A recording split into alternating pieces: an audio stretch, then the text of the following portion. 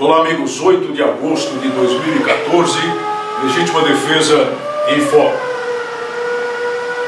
Relembro, senhoras e senhores, que no dia 12 próximo, o Instituto Plínio Corrêa de Oliveira fará realizar, lá no Clube Holmes, um evento, 10 anos do Estatuto do Desarmamento, fracasso total. A minha participação no evento como palestrante terá uma apresentação com um título ligeiramente diferente, que é Desarmamento, 10 anos de fracasso e opressão. E aí poderiam justificadamente perguntar: por que opressão? Afinal de contas, o quadro legal que se apresenta no Brasil, embora desfavorável às pessoas que acreditam na legítima defesa, os atiradores desportivos e as demais respeitáveis categorias envolvidas no segmento, não depende, afinal, de uma lei que foi votada e aprovada no Congresso Nacional? Sim, depende. É o famoso famigerado Estatuto do Desarmamento de 2003, votado no dia 22, votado e aprovado no dia 22 de dezembro de 2003. Mas votado em termos definitivos, praticamente na calada da noite, com o Congresso Nacional às moscas. E eu lhes afirmo isso da minha experiência como parlamentar. No dia 22 de dezembro, no dia 23 de dezembro, o momento que se aproxima dos festejos natalinos e do recesso de final do ano, é difícil encontrar um deputado federal em Brasília. É difícil encontrar um senador em Brasília, muito menos na Câmara dos Deputados ou no Senado. E essa lei tão importante, tão impactante para o Brasil, foi votada pelo processo simbólico, pelo processo de acordo de lideranças. Eu lhes afianço, pelo meu conhecimento dessa área, minha triste experiência nessa área, nos 20 meses em que fui parlamentar, que essa, como tantas outras leis importantes para o Brasil, foi aprovada, foi votada por muita gente que nem sabia o que estava votando, o que estava a votar, o que aquilo representava para os direitos individuais, para as garantias fundamentais, portanto com impacto constitucional no Brasil. E querem uma demonstração? Eu vou voltar a um episódio do ano de 2004, no estado do Rio Grande do Sul, lá na cidade de Cachoeirinha, em que foi preso por porte ilegal de arma um cidadão que na ocasião era deputado federal e havia participado do processo de aprovação do Estatuto do Desarmamento.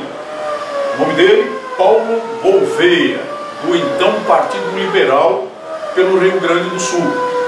Foi preso por porte ilegal de arma, levado à delegacia de polícia, autuado em flagrante, mas pagou fiança e foi liberado porque se tratava de uma arma registrada, uma arma que estava em nome dele. Era, portanto, um parlamentar, detentor legal de uma arma de fogo, acredita, portanto, no direito de legítima defesa e na necessidade da posse mansa e pacífica para legítima defesa, mas portava essa arma fora da residência dele. E por que fazia isso? Declarações dele à imprensa na época, porque ele se via ameaçado devido à conjuntura política local do seu município por alguns grupos políticos opositores. Ao menos essa era a visão dele. Então ele estava armado para se defender, mas tinha participado da aprovação de um estatuto, de uma lei que não permitia o direito que ele se arrogava ter aos cidadãos comuns. E disse mais na entrevista à imprensa daquela ocasião. Nós vamos lhes mostrar aqui o link do Terra Notícias daquele dia. Votei a favor do Estatuto do Desarmamento por acordo político, apesar de ser um partido, teoricamente, não militante nas hostes da esquerda desarmamentista. O acordo político quer dizer o acordo de lideranças. O acordo político quer dizer aquela votação que pode até ser nominal, mas que o deputado chega às carreiras de diversas partes onde pudesse estar em Brasília, olha para o painel, observa a orientação que a liderança do seu partido dá e vota de acordo com essa orientação, sem sequer saber do conteúdo da lei. Ele e tantos outros. Isso não é opressão? A opressão pode fazer-se também pela lei. Quando a lei esmaga o direito das minorias, ou quando a lei, uma vez aprovada supostamente com base num direito de maioria, como foi o Estatuto do Desarmamento, passa por um processo de referendo, como tivemos em 2005, recebe no seu conceito, na sua medula espinhal, a reprovação de 2/3 do eleitorado e mesmo assim permanece como está, ou cada vez fica pior pelo abuso das medidas administrativas por parte do Poder Executivo, no âmbito do Ministério da Justiça, por decretos presidenciais e por atos da Polícia Federal, que vão muito além do que o próprio draconiano Estatuto estabelece.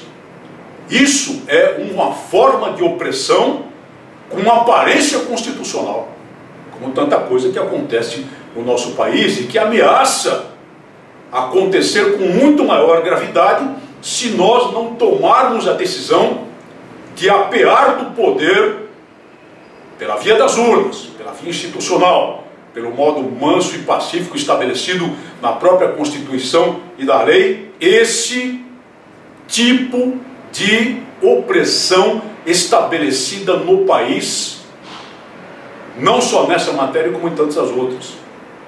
É o que temos de fazer em outubro de 2014, despachando essa gente para as calendas, para a lata de lixo da história, e influenciando tanto quanto possível os brasileiros que enxergam um palmo adiante do nariz a fazer a mesma coisa, para produzir o necessário resultado eleitoral.